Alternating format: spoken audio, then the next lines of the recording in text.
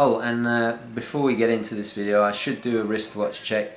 Today's video I'm wearing the Hamilton Instamatic, very recent purchase. I absolutely adore it. I didn't think it would work with a polo, but I think it kind of is. Rather formal for just a polo shirt, for an old polo shirt. Wristwatch check done. Let's get on with this video.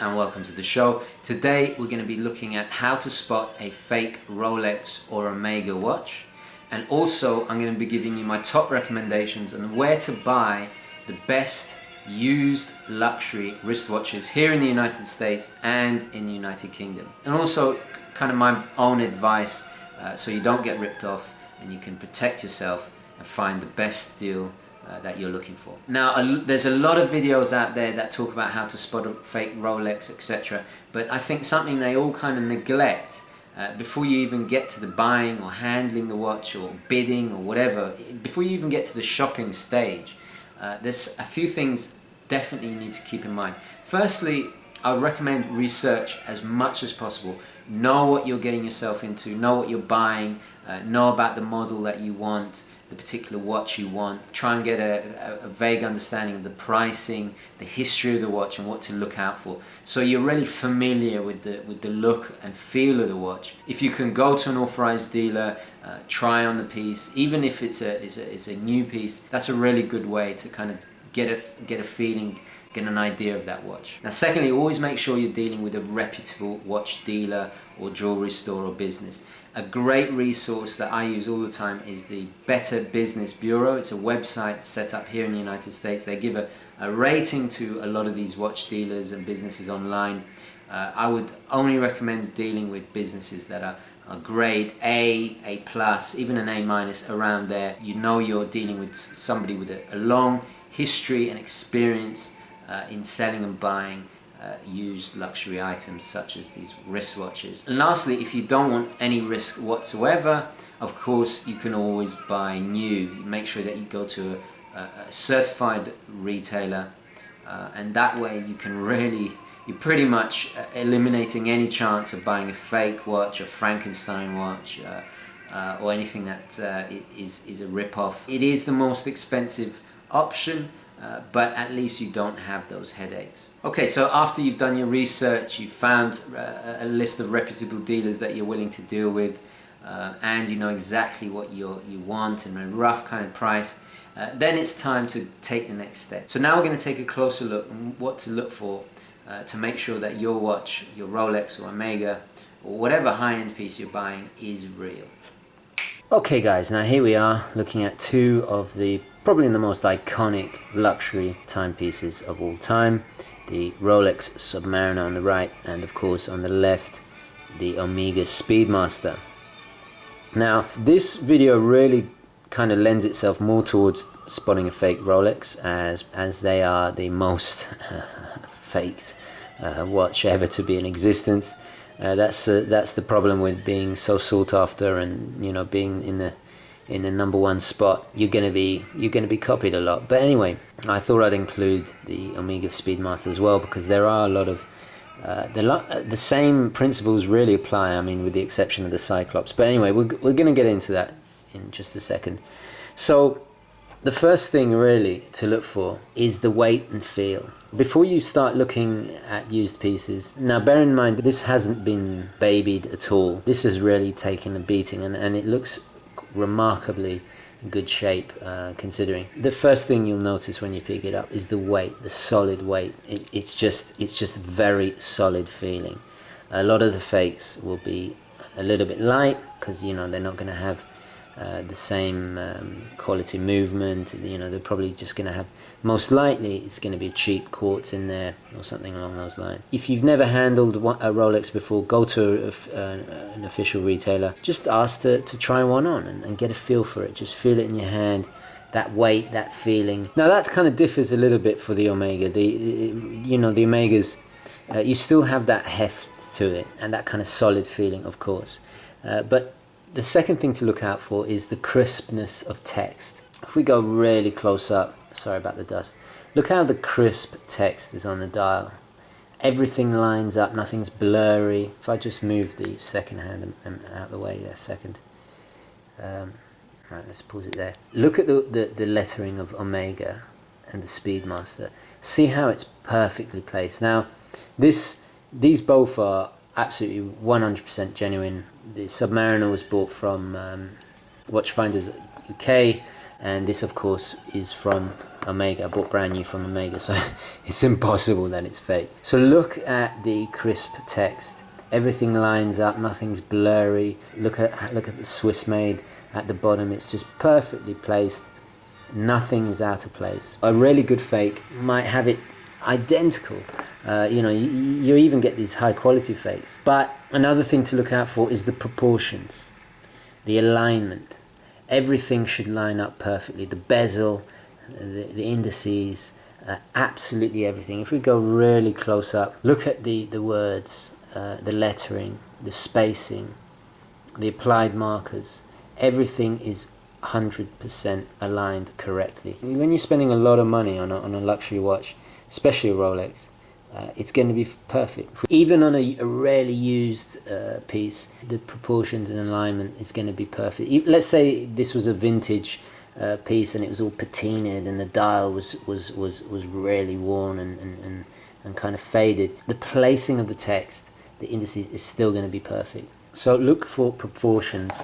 That's a really integral part. These companies, Omega and Rolex, they spend huge amounts of money on the manufacturing and quality control of their products, and it's a constant cat and mouse game with the fakes. I mean, they're always getting better, the fakes, but they don't have access to the machinery that make and the craftsmanship, the resources that go into making these watches. So the real thing will always be that you'll always be able to tell. Another thing is the movement itself. Now, obviously, I'm not going to open this. This is brand new. I'm not going to open this, and I'm not going to open my Rolex. But if you are in any doubt, the number one way to tell will be the movement. You take it to an experienced watchmaker that you trust. They will open it up, and you'll instantly be able to tell whether it's real or fake. But if you can't open it up, another way to tell is the accuracy. Fakes are notoriously bad at keeping time. This is a COSC certified chronometer, and the performance is, it's well renowned for being accurate. The fakes always lose or gain, or they just do not perform like the real thing. So another way is the serial numbers. Now, I'm not going to show the serial numbers on this because for my own protection. On the Rolex, the serial number is located underneath the end link here. You can take that off and make sure it matches. There's also another serial number. If I just show you, do you see on the inner bezel where it says Rolex, Rolex, Rolex on the inner bezel, just above? Do you see that? Is it focusing? I'm not sure if you can see that. On the inner bezel, around about where it goes around the dial. On the bottom, down here, I'm not going to show you because for obvious reasons, but on the inner bezel there's also a serial number there. There's also an etched crown, which is very difficult to see. I'll have to be in the dark with a torch to show you. The serial number is etched into the bezel, into the inner bezel, and it should match the number here. The number that's etched, it should be crisp and clear, and that it should also match the paperwork. And you can also verify it with Rolex themselves. When you unscrew the crown, when you're changing the time, when you're screwing it back in, the performance, the feel of it, does it feel like, an $8,000, $10,000 watch? It should feel like it should be smooth. It should be smooth like butter. When you turn the bezel, I mean, it's absolutely flawless. And when you put it back, there should be no play. It should be flawless. Even the most expensive fakes have a difficulty getting this right. Now, while we're talking about the Submariner, a really good way, quick way, is the Cyclops. The Cyclops, if we look at it dead on, I'm trying to get it dead on, it should magnify it to 2.5. The fakes often get that wrong, and if you look through it, it should line up absolutely precisely. So that's really important to look for. And while we're on the subject of the crystal, now this goes for both of them. If you look at this particular Speedmaster comes with sapphire glass. If you look at the sapphire glass, if you look at it at an angle, sapphire glass is clear. It should not have any kind of tint to it, any kind of, often the mineral crystal that the fakes have a tint to it. There should not be any tint whatsoever. It should be clear and crisp, and also look at how it aligns. It should be perfect.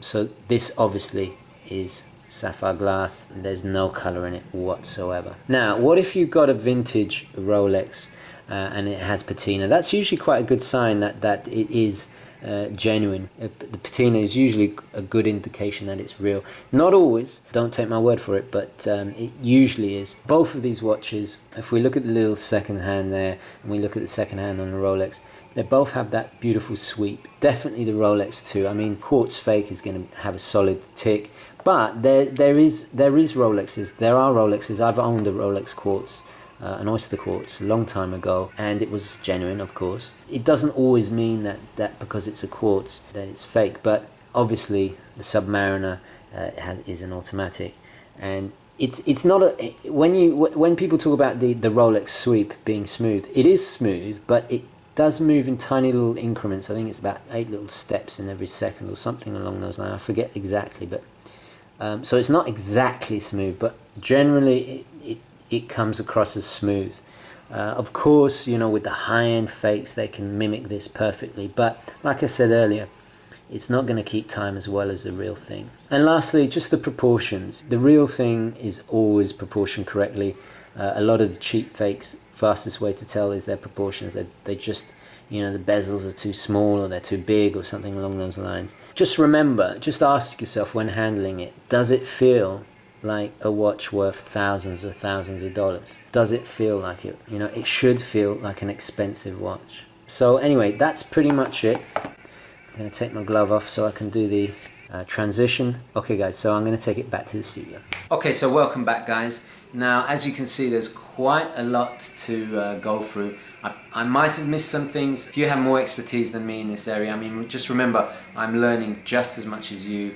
I'm here just sharing my passion. But if you have any kind of extra bits of advice, anything you also recommend, and please do so down in the comments. I'd love to hear your opinions. Any other little kind of tips and tricks to kind of spot that fake watch is really appreciated. So please share down below. So anyway, now we've kind of looked at how to spot a fake. I think it's fitting for me to give you my recommendations for the best watch dealers in used watches, both here in the United States and the United Kingdom. First of all, there is Watch You Want, and they are based down in Florida. I recently bought a Seamaster GMT, very pleasant, professional people to deal with. It shipped very quickly. I received the watch.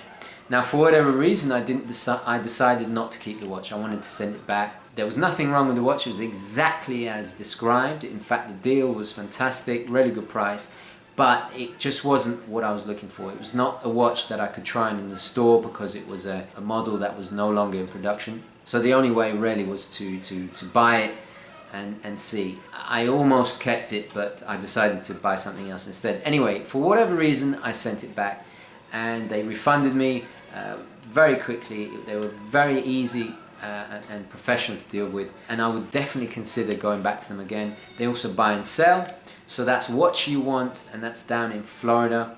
They ship, I think they ship worldwide, but just double check on that. But anyway, fantastic service, really, really professional service. I was very impressed. I always have a look at their website, see if they've got any good deals going on, and I'll definitely consider buying from them again. Secondly is the Tourneau store. They have a big one here in New York. It's very impressive. They are also a certified retailer for a lot of the big brands. They carry everything from G-Shocks all the way to Patek. I was recently at their big store in Las Vegas. Very impressive.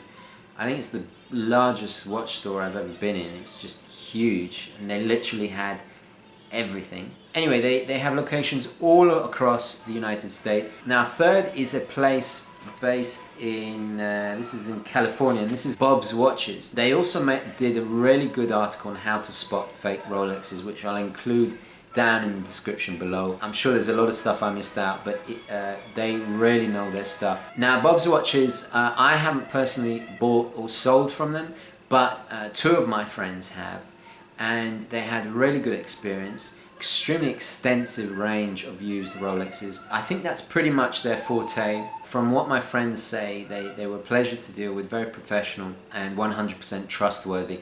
Now, these friends are close friends of mine, people I trust with my life, so if they say something is good, I'm willing to put my name behind it. So those are my top 3 places in the United States to buy used luxury watches. Now, if you're in the United Kingdom, I would recommend Watchfinder. Their website is watchfinder.co.uk.